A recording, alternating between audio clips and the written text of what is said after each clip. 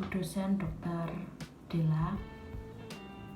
Selamat pagi teman-teman semuanya. Perkenalkan, nama saya Cinta Devi Arfian Wahyono. Saya dari Sekolah Vokasi Program Studi Teknologi Veteriner. Di sini saya akan menjelaskan apa yang telah saya pelajari dan saya pahami mengenai sel syaraf dan otot serta mekanismenya. Sel syaraf atau neuron merupakan salah satu kerja utama dari sistem saraf yang berfungsi menghantarkan impuls listrik yang terbentuk akibat adanya suatu stimulus atau rangsangan. Jutaan sel syaraf ini membentuk suatu sistem saraf. Sel syaraf memiliki beberapa bagian. Yang pertama adalah dendrit. Dendrit merupakan percabangan dari badan sel yang terlihat seperti tonjolan bercabang. Dendrit berfungsi untuk menerima dan menghantarkan rangsangan dari badan sel.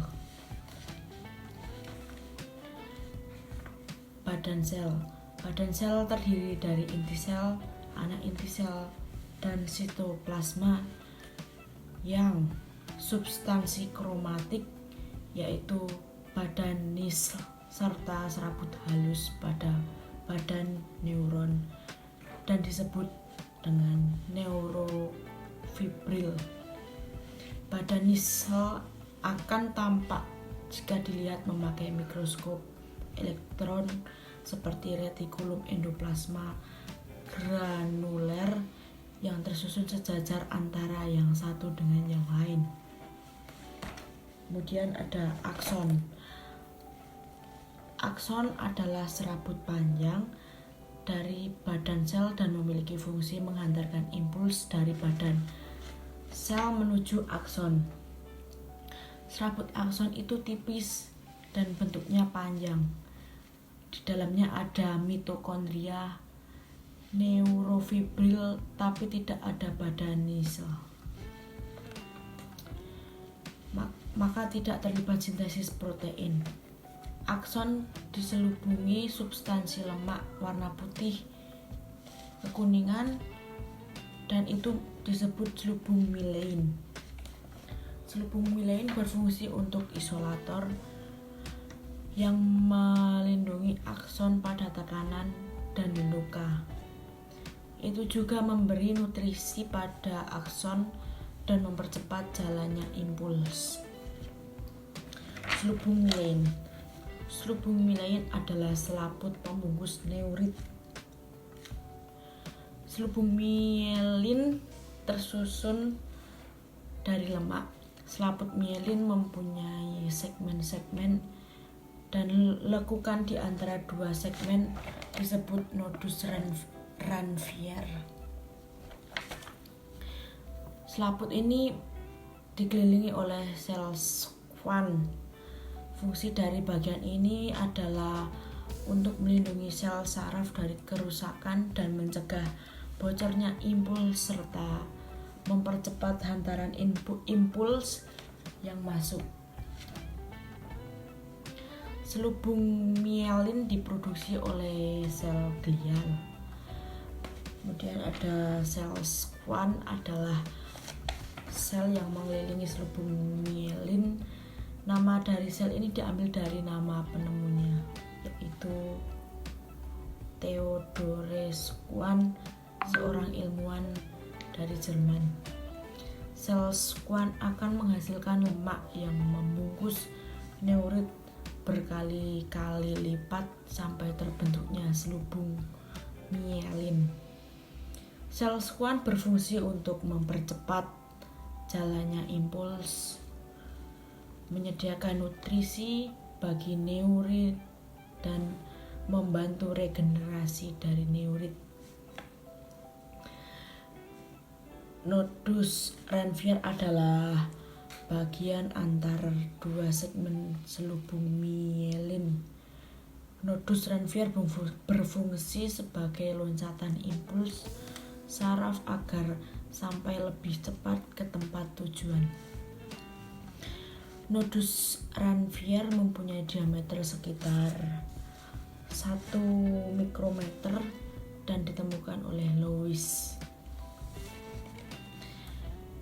Berdasarkan struktur dan fungsinya, sel saraf dapat dibagi menjadi 3 kelompok, yaitu yang pertama adalah sel saraf sensorik.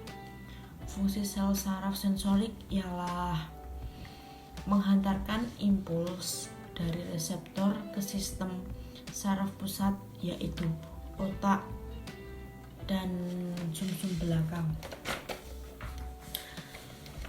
Yang kedua ada sel saraf motorik.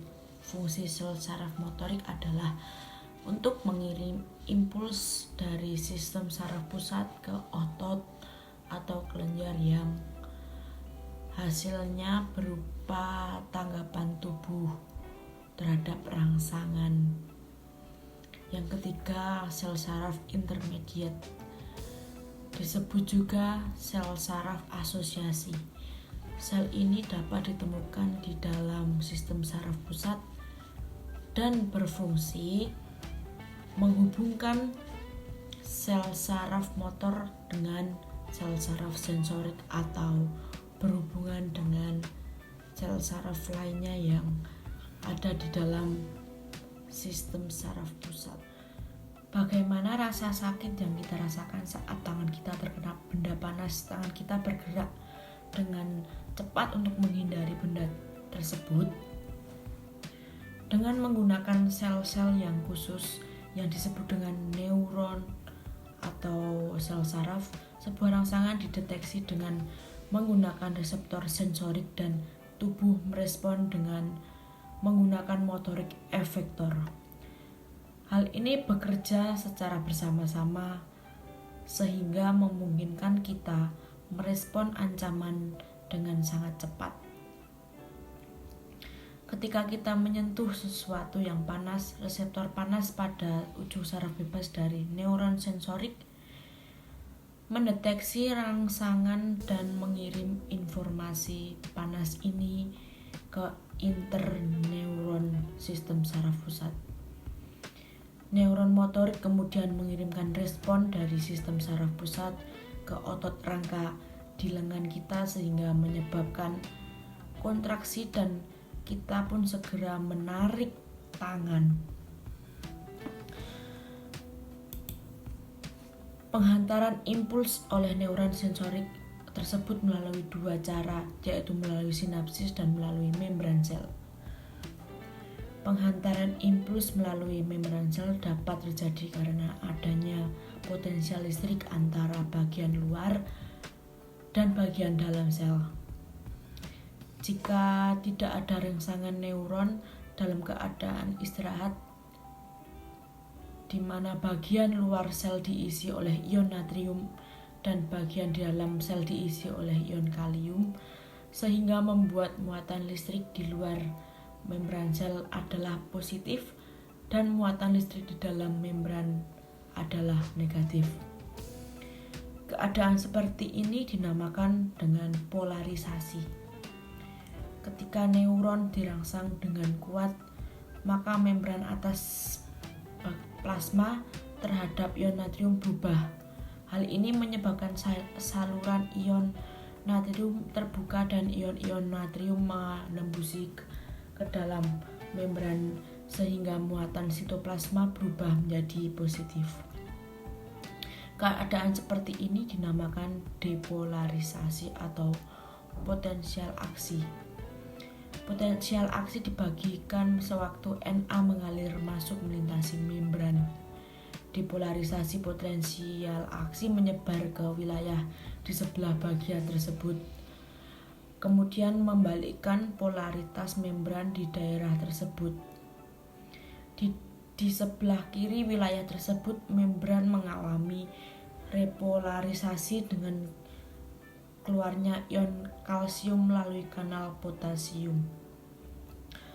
Proses polarisasi depolarisasi ini berlangsung secara berulang. Perbedaan muatan pada bagian yang mengalami polarisasi dan depolarisasi akan menimbulkan arus listrik. Dengan demikian, impuls saraf akan terhantar sepanjang akson.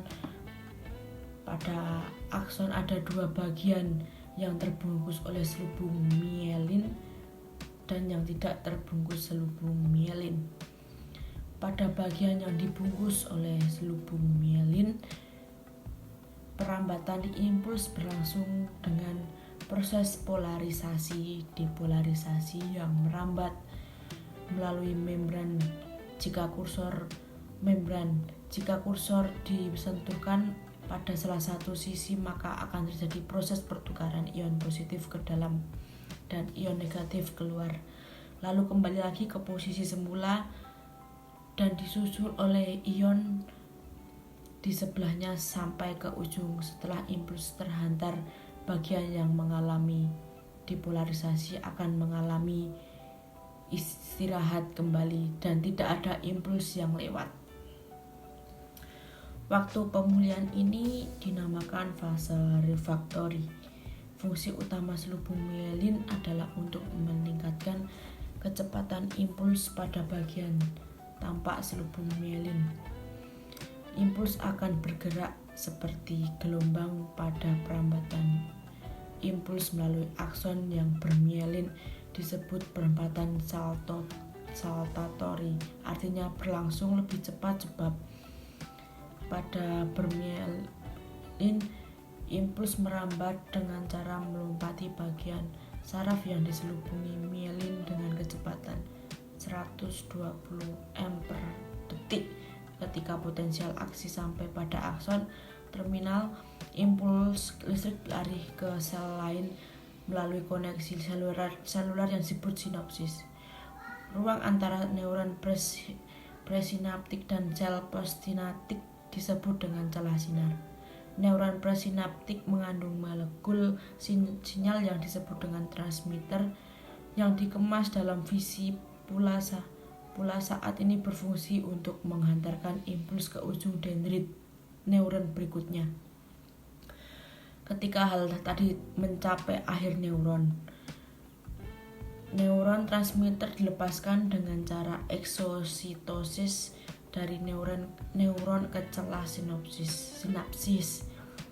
Neuron transmit terikat dengan protein khusus atau reseptor yang berada di membran pasca sinapsis NA. Perikatan antara neuron transmitter dengan reseptor ini mengakibatkan impuls dapat diteruskan ke saraf lainnya.